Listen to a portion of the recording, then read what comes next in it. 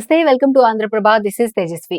టాలీవుడ్ ఇండస్ట్రీలో చాలా మంది సింగర్స్ ఉన్నారు. ఇప్పుడు యువ గాయని గాయకులు తమ ప్రతిభతో శ్రోతలను మైమరిపిస్తుంటారు. సూపర్ సింగర్, పాడుతా తీయగా వంటి రియాలిటీ షోల ద్వారా ఎంతో మంది సింగర్స్ ఇండస్ట్రీలోకి అడుగుపెట్టారు. పాడుతా తీయగా ప్రోగ్రామ్ షో ద్వారా గాయనిగా సినీ పరిశ్రమలోకి అడుగుపెట్టి ఇప్పుడు టాప్ సింగర్ గా నిలిచిన రమ్య బెహ్రా తన అద్భుతమైన గాత్రంలో ఎన్నో పాటలు ఆలపించి సంగీత ప్రియులను ముగ్ధులను చేసింది. టాలీవుడ్ ఇండస్ట్రీలో తన మార్క్ వాయిస్ తో దుమ్ము రేపుతున్న రమ్య బెహ్రా గుంటూరు జిల్లా నర్సరావుపేటకు చెందిన రమ్య బెహ్రా 1994 ఫిబ్రవరి 1న జన్మించింది. పుట్టింది గుంటూరు జిల్లాలోనే అయినా పెరిగింది మొత్తం హైదరాబాద్ లోనే.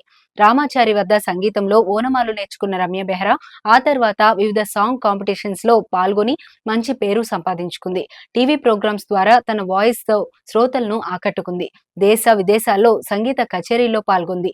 ఆస్కార్ విజేత కీరవాణి మెప్పు పొంది ఆయన సారథ్యంలోనే ఎన్నో పాటలు పాడింది. రమ్య బెహ్రాను సినీ పరిశ్రమకు పరిచయం చేసింది కూడా ఆయనే. వెంగమాంబ సినిమాతో రమ్య బెహ్రా పాటల ప్రయాణం మొదలైంది. ఆ తర్వాత లచ్చిందేవికి ఓ లెక్కుంది, బాహుబలి ది బిగినింగ్, టెంపర్, ఒక లైలా కోసం, కృష్ణాష్టమి, బ్రూస్లీ, కొత్త జంట, చిన్నదాన నీ కోసం వంటి అనేక చిత్రాల్లో ఎన్నో సాంగ్స్ ఆలపించింది.